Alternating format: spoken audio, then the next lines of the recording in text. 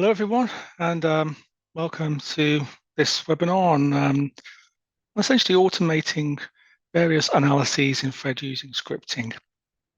And we can launch into the main beef of the presentation. So, Fred, for those of you that aren't aware of Fred and CBS, CBS Europe is the main distributor for Photon Engineering's Fred optical engineering software. We sell and support Fred across most of Europe. We're a multinational company with staff in three countries. My name is Neil Barrett. My background is, of course, in optics, and I've been working in optical simulation for around 18 years now. I'm aware that some of you, this might be your first Fred webinar, your first interest in Fred. So just to let you know here kind of what Fred is. Fred is an opto-mechanical ray tracing product. With Fred, we can conduct analyses such as stray light analysis. So we can take a look at beam paths and where they're going and where they shouldn't be going. We can propagate coherent beams. We can analyze imaging systems, illumination ones. We can virtually prototype our optical system. We can conduct things like thermal self-emission analyses. We can perform tolerancing. And we can also optimize. Fred, by default, is a non-sequential ray tracing software, but we can also force Fred to trace an optical system in a given sequence. And then in the highest version of Fred, we also have the ability to ray trace on our GPUs and trace millions of rays in very short amounts of time. Today's topic is one of automation in Fred. To automate things in Fred, we use scripting. So in the next 25 minutes or so, we're going to take a quick glance over scripting, what it is, and the kinds of things that we can use it for. So first of all, a word on what Fred uses for scripting. So Fred uses a program language called WinRAP Basic, which we'll sometimes refer to as WWB-com, as the actual language that we script in. WinRAP Basic itself is an implementation of Visual Basic for applications, or VBA, where VBA itself is an application-specific version of Visual Basic, and Visual Basic's been around for quite some time. So because of that relationship, the syntax of Fred scripts is pretty much the same as Visual Basic. However, it's not Visual Basic itself. So not everything you can write in Visual Basic will certainly work in WinRAP Basic, but I'd say 99% of it will. So it's a subtle point here that WinRAP Basic is highly similar to, but not quite the same as Visual Basic. And as I say, Visual Basic's been around for quite a while. It's the first code I learned to actually code in back in 1996. It's not all that dissimilar from things like Python in that it's an interpreted language. You can create arrays and loops and whatnot. And it's by far not a dead code. Visual Basic is still widely used in products like Microsoft Excel. So in order for us to get the best out of scripting, Fred contains over 2,000 specific scripting functions, okay, that allow us to write custom analyses and also routines. Via scripting, we can achieve almost everything we can do via the graphical user interface. But via scripting, we can also achieve things that are not possible via the graphical user interface. And the power of scripting in Fred actually plays quite a large part in enabling Fred to be a very general purpose optical engineering tool.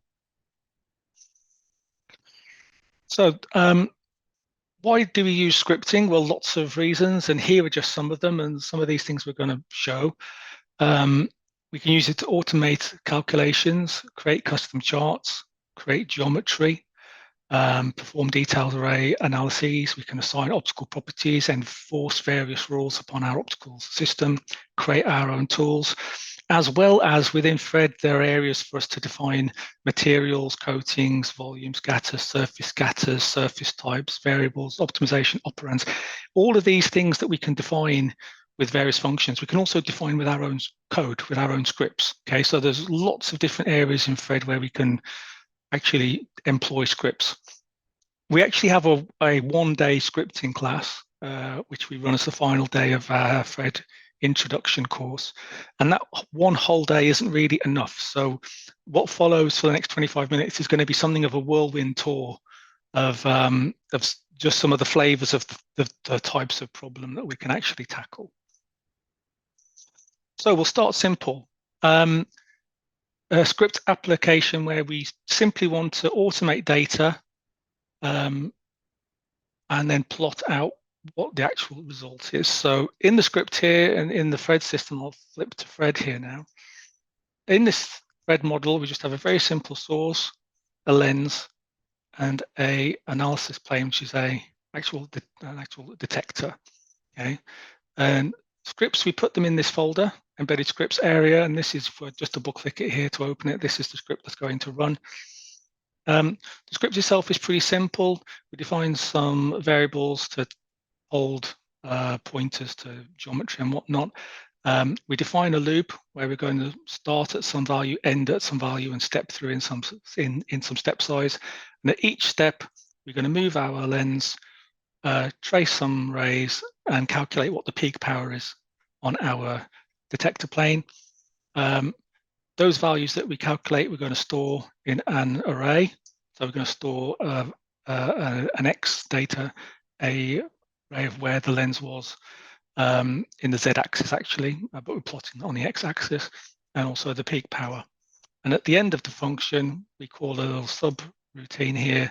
The subroutine takes those arrays of data that we just found and creates a plot from them. Okay, so I'll just go back to Fred and run that. Right click and choose to run. You can see the lens moves around in the output window.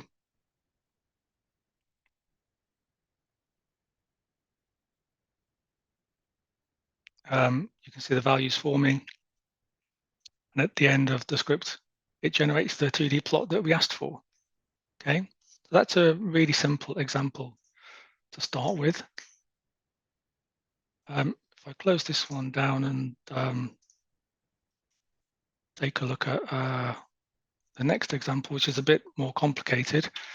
This next example is one of a flash LiDAR system, which is going to do a ray trace, and at the end of that ray trace, extract essentially a bunch of distance information about how far the rays travel. And you can see there's also a little movie here that animates all those results. Okay, so again, just to open that up for us.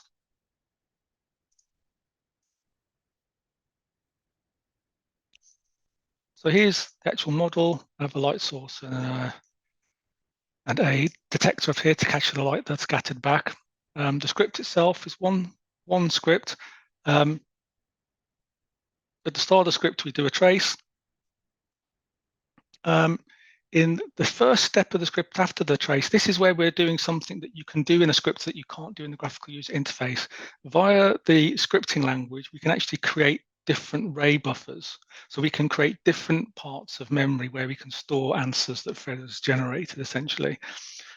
So what this is used for is an efficiency gain, because at the end of our ray trace, we can have a lot of rays attached to lots of different surfaces.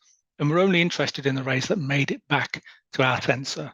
So in the ray buffer, what we do is we find the rays that are on our sensor and we add them to our new ray buffer, and then we make that ray buffer the one that we operate on. So essentially what we're doing is throwing away all of the rays that we don't want to actually calculate anything for. And that makes the rest of the calculation much more efficient. And then what the script does is it loops over the analysis plane. If I go back to the model here, there's an analysis surface. And that analysis surface has some optical path length filters on it. And the script changes these filters to generate what the irradiance map looks like in 100 different slices of optical path length. Okay, so I'm just going to actually run this script now, and we can see it kind of generating those things. So if I execute it, I've got a shortcut button. I can execute scripts from up here as well.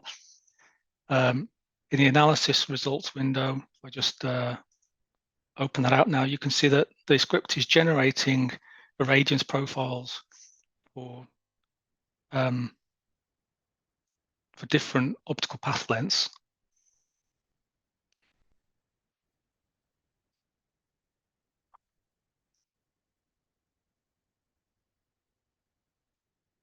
And at the end of this script, it's going to generate about 100 of these because in the chart we can have 100 levels of depth shown, so it makes sense to match the number of analyses to that number of levels that we can actually chart.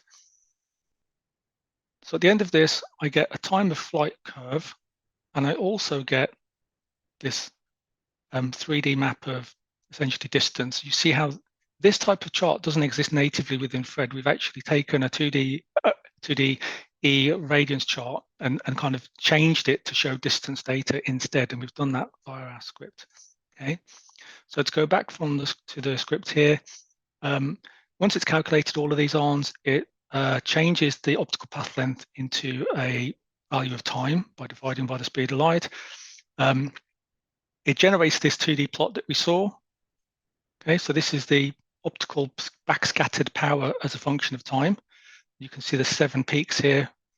2, 3, 4, 6, yeah, 7 peaks here, one for each of the 7 pieces on our chessboard. It takes all of the arms that were created. If I just open up one of these arms here, to go somewhere in the middle. This is what the backscattered light looks like at a given optical path length. Okay, so these are the items that are brought together in the function here on save to video that creates video, and then we calculate our distance plot. The distance plot calculation is essentially we loop over all of our arms from the shortest to the longest. Everywhere we find a non-zero value of power, we replace the value of the power with the distance, and that's what gives us that distance map at the end. Okay, so that's kind of a neat scripting application there to do some kind of analysis that isn't natively done within the Phred functions.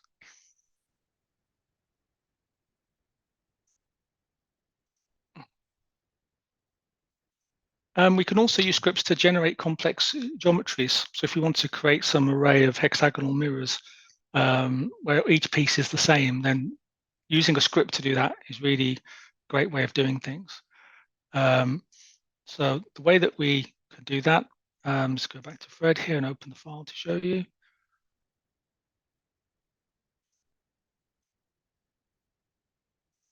So the mirrors are already here in place, and there's a bunch of them. I'm going to go and this script is based on creating a base hexagon, first of all, which I've actually set to not traceable here. So if I just draw that and highlight it, you can see there's a base shape that we're going to use. We're going to tile this shape. I don't need it to be traceable in this case. If I turn my plane off and my hex array, if I delete this out, stop, I'm going to get my analysis, my script to create a new one.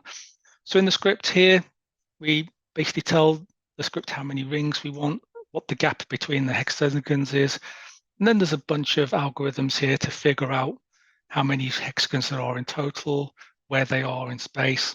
And then once we've figured out where they are in space, we call this function sub function here to actually create the hexagon mirror geometry, and it jumps into this part of the code and creates the objects and places them in space with all the right trimming. Okay, so if I just run this script here, we'll see the first hexagon get made and then the other hexagons kind of tile around it. Okay, and I've got kind of 2 rings, that's 2 rings outside of the central region.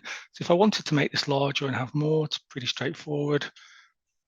I can delete this, go back to my code here, find the value for rings, change it to say, let's have 3 rings instead,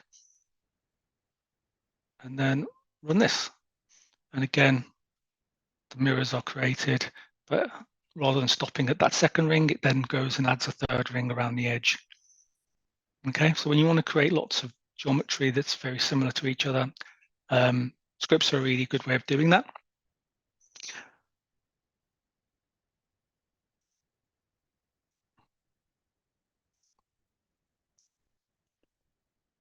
Another great application for scripting is assigning optical properties, especially things like importance sampling. When you import a CAD part, there can be lots and lots of different surfaces, and we want to apply various optical properties and various importance sampling to that model. So in this case, I have a lens here. This is a Tessar type lens. So some lenses, some glass in here, there's the mountings, everything else. If I expand my geometry folder out, I have two important sample targets. So I have this circular curve here, and I have another one at the end. And this is like the middle aperture of the system and the exit aperture. And essentially what I would like is for rays that scatter in this front half of the system, I want to direct them to the mid aperture, and rays that scatter in the rear half, I want to direct them to the exit aperture, and that directs the maximum amount of light back out of my system. This is actually a CAD mounting, so there's lots of different optical surfaces here, and applying importance sampling by hand to all of these things is not what you want to spend your day doing. So what we actually have here is we have a bunch of keywords applied to these surfaces that tell us that we want to direct this surfaces scatter just around the specular ray. With these surfaces, we want to direct them to this other curve. So I want to set up importance sampling for these surfaces. And if I take a look at the importance sampling at the moment, it's just at their default, okay, which is scattering into a hemisphere. Is not an efficient way of doing this. So the little script we have in it is kind of a small script actually. To set the importance sampling, it looks like this. Essentially, we're setting variables to find the curves we want to scatter to and the keywords we want to base our rules on. And then we loop over every surface in our model and we test, is it a surface? Does it have one of these keywords of interest? If it does, then the first thing that happens is we remove any existing importance sampling. And then based on what keyword we found, we add the importance sample that we want, okay? Whether that's around specular towards one of these two apertures. So this is a pretty small piece of code. If I run this and then go back to one of my surfaces, I was looking at this one, trim surf 132. If I go back in here and go back, take a look at the scatter tab, you'll now see there's a new importance sample defined, which is scattering the light towards my mid aperture curve that I wanted. Okay, and I can also use this to set the number of rays as well. So there's four scattered rays allowed. If I wanted to change this across the entire board here, it's pretty simple. I just need to go and change the number of rays. That was one of the settings in my code. So it makes it very easy to work with larger models and apply scatter properties and kind of important sample targets in bulk.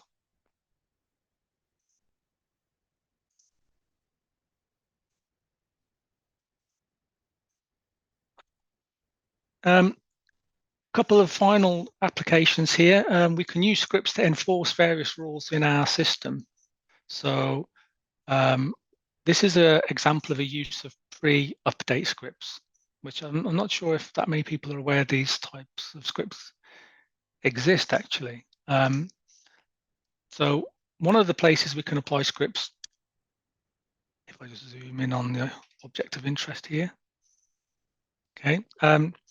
What this object is essentially a couple of curves. There's an outer curve, which is a spline, an inner curve, which is a spline, and there's two straight line segments that join the inner to the outer curve. Okay. And there's an area in Fred where we can choose pre and post update scripts. So these are bits of code to execute before we do the final update of our model. Okay, so why would we use this? Well, if I go to the extruded curves here, I take a look at the outer curve, which is this curve at the top. I could go into this curve and change its control points. So if I change this end point of the curve, which is kind of down here, the y direction for this object, actually the y is in this axis, so -10 is down here. So if I change this from -6 to -10 and click apply, the object will update. Just taking its time there, it's a bit of a, there you go. And you can see now we've got this kind of ragged edge and what's going on here. Well, what's going on here is I no longer have a closed object. Okay, so creating this object out of curves using a custom element is very powerful. But when we use custom elements, the actual responsibility of keeping the whole geometry closed is on us as a user. That's a difference from primitives. If you use primitives in Fred is actually responsible for keeping the object closed. Custom elements where we can just build any shape we like out of any combination of surfaces, it's up to us to make sure it's closed. So in this case, what I would really like is some rule that says, well, when this line when this end of the point moves around, actually make this line longer to join it back up and close it. Okay, because this line is still down here and ending, right? This is the red line down here. If I just zoom in, okay, doesn't go far enough. So make this line longer to join it back up. So that's what we have in our pre-update script. Okay, so there's a little bit of code here just to find where the end point is of my outer curve and then join it back up by making that straight line segment join the inner to the outer curve. So if I go and enable this by checking the box here, pre-update script, you can see it says it's active when it's checked, and it's now checked. If I change my control point now to -9, just to make sure it does some difference, the outer curve will move in, but you can now see that the curve, this lower curve, has expanded to join the inner to the outer. And again, we have a closed object. Okay, so pre-update scripts are useful for that kind of thing. Post-update scripts can be used if you know that you want to run some calculation after every time you make a change, or, whatever you want to do.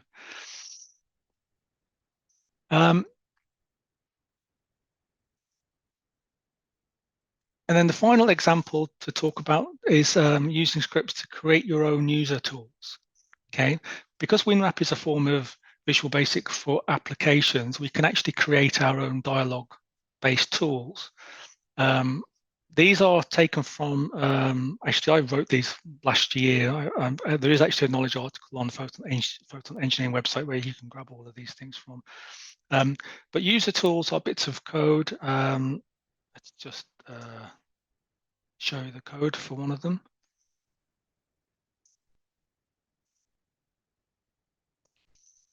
So this is the Gaussian beam calculation kind of code. If I run it, this is what it looks like. So I can choose a wavelength. I have a drop down to choose what quantities I know and what values they are. And then I can press a button to calculate, and it will calculate the other things that I can calculate from a Gaussian beam. Okay. So this dialog box is actually defined in this bit of code over here. So if I right click on this, there's an option to edit, and there's the user dialog. And this is basically where we define our box. We just drag and drop fields and labels and various things onto this to create this. Then the rest of the code is actually quite long, I would say, but that's because I'm handling all of the possible cases of handling all the various logic to control what's actually happening, okay, and what calculations should be run. But you can create your own user tools. I've got a couple of them here. I use one of them to trace and render rays a bit more quickly than the default trace. And then the other one I've got is to operate on arms, to do some smoothing and normalization. So you can write your own tools, which is a very useful thing to be able to do in Fred. Like I said, this was only a 30-minute or so webinar. So We do have a one-day course where we go into scripting in a lot more detail, but you can essentially use scripts to do pretty much anything you like in Fred. So that is actually the end of this presentation. Thank you for your time. For those of you that want further information and support, you can go to our website, cbseu.com. We also have some blogs there. Technical support is available at support@cbseu.com. And Photon Engineering have a lovely website of knowledge articles which you can which you can access at support.photonengr.com. So thanks again for your time. If any of you have any questions, you can type them out into the chat window in the Zoom meeting, and we can take a look at those now. Otherwise, thanks for your time, and I hope you have a great rest of the day.